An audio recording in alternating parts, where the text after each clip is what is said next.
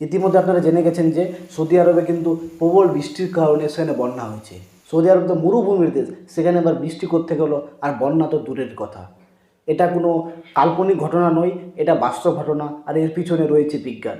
আসুন আজ এই বিজ্ঞানকে আমরা সহজ সরলভাবে বোঝার চেষ্টা করি। এই যে বৃষ্টি করানো হয়েছে আর বৃষ্টির কারণে বন্যা হয়েছে, এর পিছনে রয়েছে ক্লাউড সিডিং। ক্লাউড সিডিং কী, এটা কীভাবে কাজ করে, এটা জানার আগে আমরা জানব মেঘ কীভাবে তৈরি হয়। আমরা যে সহজ সরল ভাষায় বুঝি মেঘ কীভাবে তৈরি হয়, তাহলে পৃথিবীর জল বাষ্পীভূত হয়ে পৃথিবীর বায়ুমণ্ডলে যায়, আর সেখানে ছোট ছোট কণায় অবশিষ্ট থাকে বা ভাসমান অবস্থায় থাকে, সেটাকে আমরা মেঘ বলি। আর সেই ছোট ছোট কণাগুলোই যখন একে অপরের সঙ্গে ক্রমশ যুক্ত হতে থাকে আর নিজের আয়তন বড় করে আর ভার বা ওজন বৃদ্ধি করে, তখন সেটা মাধ্যাকর্ষণ শক্তির টানে পৃথিবীতে নেমে আসে, আর সেটাকে আমরা বৃষ্টি রূপে দেখতে পাই। আর পাহাড়ি অঞ্চলে সেটা স্নোফল হিসাবে আমরা দেখতে পাই।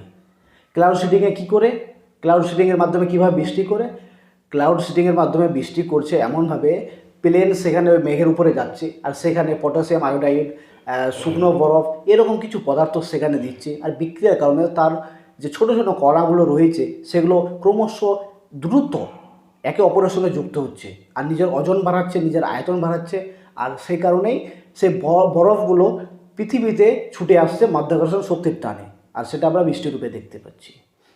এখানে একটা কথা বলে দেওয়া দরকার যে মেঘ থাকবে তবেই কিন্তু বৃষ্টি হবে। কৃত্রিমভাবে বৃষ্টি করানো মানে মেঘ না থাকলে কিন্তু বৃষ্টি করানো যাবে না। মেঘ থাকবে তবেই বৃষ্টি করানো সম্ভব, মেঘ না থাকলে বৃষ্টি করানো সম্ভব না। এই যে কৃত্রিমভাবে বৃষ্টি করানোর যে পদ্ধতিটা, এটা ব্যতিক্রমভাবে আবিষ্কার করেন 1943 সালে ডক্টর ভিসেন্ট শেফার। এটাকে মানুষ বিভিন্ন কাজে ব্যবহার করতে পারে, আর এখন বিশ্ব এটাকে বিভিন্ন কাজে ব্যবহার করছে। আপনি যদি নিজের পার্সোনাল কাজে ব্যবহার করতে চান তাও ব্যবহার করতে পারবেন। ধরুন আপনার বাড়িতে বিয়ে রয়েছে, কোনো অনুষ্ঠান রয়েছে, আর আপনি ভাবছেন যে আমার সেই অনুষ্ঠানের দিন যেন কোনো রকম বৃষ্টিতে আমার অনুষ্ঠান খারাপ না হয়ে যায়, সে কারণে আপনি যদি কোটিপতি হন তাহলে কোটি কোটি টাকা দিয়ে ক্লাউড সিডিং করাতে পারেন। অনুষ্ঠানে 2-3 দিন আগে বৃষ্টি হয়ে যাবে, মেঘ পরিষ্কার, কোনো টেনশনেই না। ক্রিকেট ম্যাচের জন্য করাতে পারে। এটা সবথেকে বড় ইউজ বা ব্যবহার বলা যেতে পারে 2008 সালে চায়নাতে যখন বেইজিং অলিম্পিক অনুষ্ঠিত হয়েছিল, তখন কিন্তু এটা ক্লাউড সিডিং করে সেখানকার আবহাওয়া পরিষ্কার করা হয় যাতে বৃষ্টির কোনো রকম সম্ভাবনা না থাকে। আর যেদিন এই অলিম্পিক অনুষ্ঠানটি ছিল তার 3 দিন আগে দেখা যায় সেখানে ভারী পরিমাণে স্নোফল হয়েছে, কারণ সেখানে শীতলতম জায়গা ছিল। আর সেখানে যদি গরম অবস্থায় থাকতো বা আবহাওয়া গরম থাকতো, তাহলে সেখানে আমরা এই যে বরফটা বায়ুমণ্ডল থেকে আসছে, আস্তে আস্তে সেটা গরমের কারণে উষ্ণ পরিবেশে বা উষ্ণ আবহাওয়ার কারণে সেখানে জল হয়ে যাচ্ছে।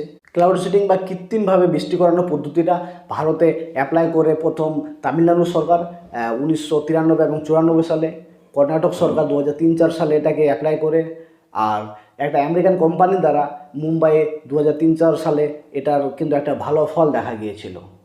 আর এই ক্লাউড সিডিং বা কৃত্রিমভাবে বৃষ্টি করানোর একটা খারাপ প্রভাব কিন্তু আজ আমরা সৌদি আরবে দেখতে পাচ্ছি। সেখানকার বিভিন্ন রকমের সেক্টর রয়েছে যেগুলো আরও সমস্যার মুখে পড়েছে, যেমন পরিবহন ব্যবস্থা, স্বাস্থ্য ব্যবস্থা, ব্যাংকিং, এয়ারলাইন, সমস্ত কিছু আজ বড় সমস্যায় পড়েছে। আরব সরকারকে এই ক্লাউড সিডিংয়ের মাধ্যমে বৃষ্টি করানোর ফলে বহু সমস্যার সম্মুখীন হতে হয়েছে এবং বহু ক্ষতিগ্রস্ত হয়েছে। একটা কথাই আছে, প্রত্যেকটা জিনিসের দুটো দিক, ভালো এবং খারাপ। আপনাদের একটা লাইক, একটা কমেন্ট কিন্তু আমাদের অনেক উৎসাহ দেয় আরও ভিডিও বানাতে।